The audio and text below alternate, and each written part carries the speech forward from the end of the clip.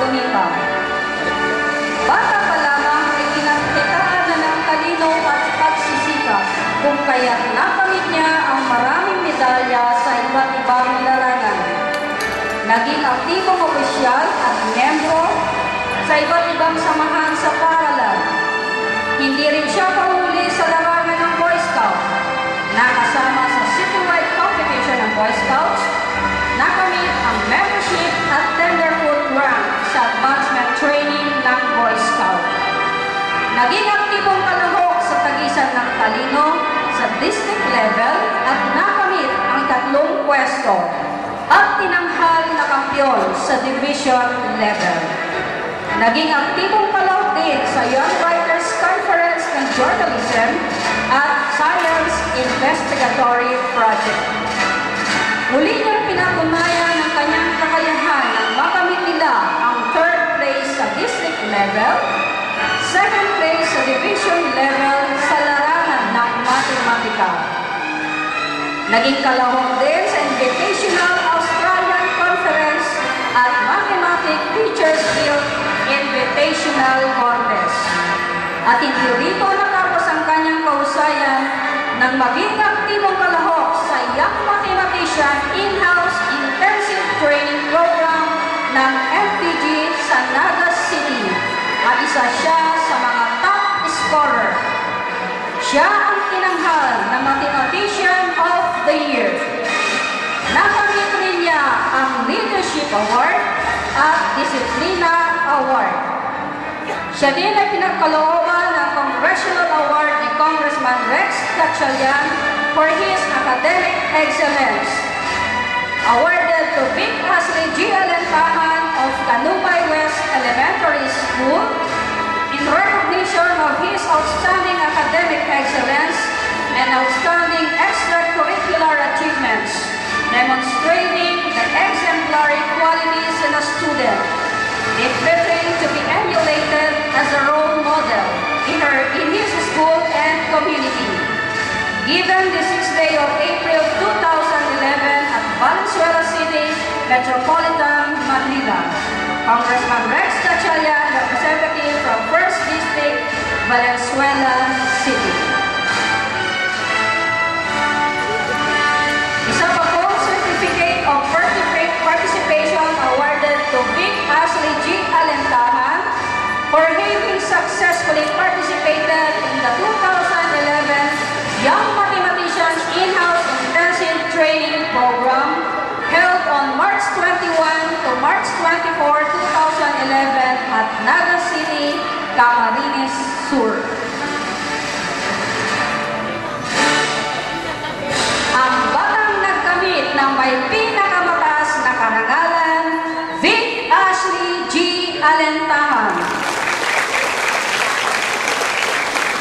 Ang kanila pong mga medalya, laki ng pagkilala, gift certificates at mga regalo ay ihandog ng ating Congressman Rex T. Gatchalian, Mayor Sherwin P. Gatchalian, Councilor Skay Pineda, Councilor Richie Quadra, Councilor Cora Cortez, at Councilor Marlon Alejandrino. Sila po ang mga batang nagkamit ng karangalan sa taong panuruan 2010-2011.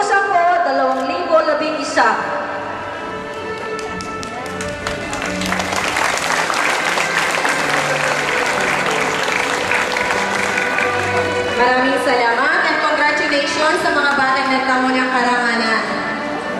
Ang karangalan natamo ng mga bata ay hindi lang... This plaque of recognition is awarded to Edna A. Medina, Canubay West Elementary School, for being the 2010 Win-na-Win Outstanding Teacher in EPAPA Elementary Level.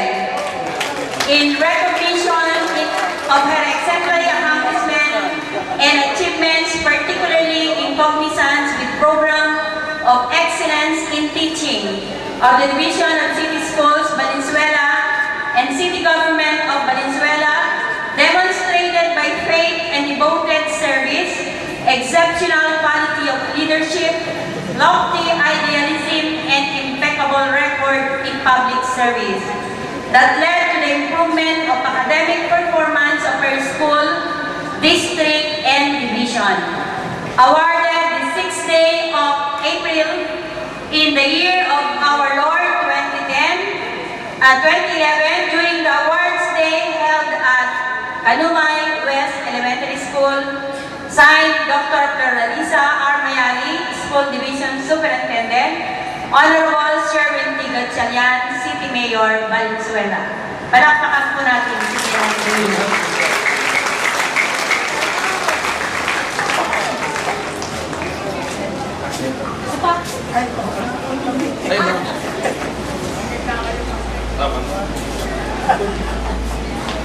Capital Region, Division of City Schools, Valenzuela, Bio Valenzuela Street, Marulas, Valenzuela City. Awards this gold medal of merit to Myla R. Sesmundo for being the champion in the search for the best demonstration teacher dubbed as Math, High-Tech, and Teacher Co for Grade 2, conducted on November 4 to December 3, 2010. Given this 27th day of January 2011 during the Math Festival 2011 at Kanumay West Elementary School, Valenzuela City. Signed, Floralisa R. Mayari, Schools Division Superintendent. Palakpakan naman po natin si Miss Myla Sesmundo. Pang-tatlo na po natin yan.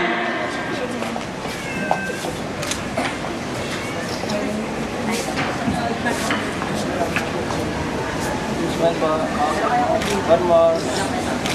Sa ating paaralan. Palakpakan po natin sila muli.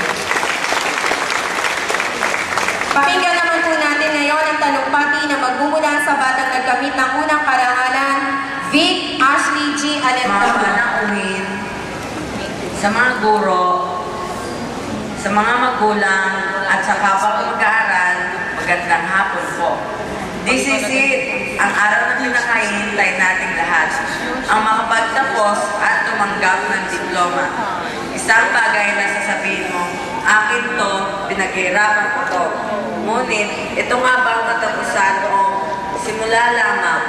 Bilang mag-aaral, nahaharap tayo sa napakaraming pagsubok, mga paghamon sa ating sarili, sa ating kakayahan, at sa lipunan ng ating kinabibilangan. Sa isang payak na pamamaraan, kung sama-sama tayong kikilos para sa isang makabuluhang bagay, magiging madali para sa atin ang makamit ang isang masagana at mapayapang pamayanan. Habang tayo nabubuhay, patuloy tayong lumalaban sa mga hamon ng buhay. Ganyan ang buhay, puno ng pakikipagsapalaran. Tayo, bilang mga estudyante, naisip na ba natin kung ano nga ba ang maiaambag natin sa lipunan? Naitanong ba natin sa ating mga sarili kung naging mabait at masunuring anak ba ako?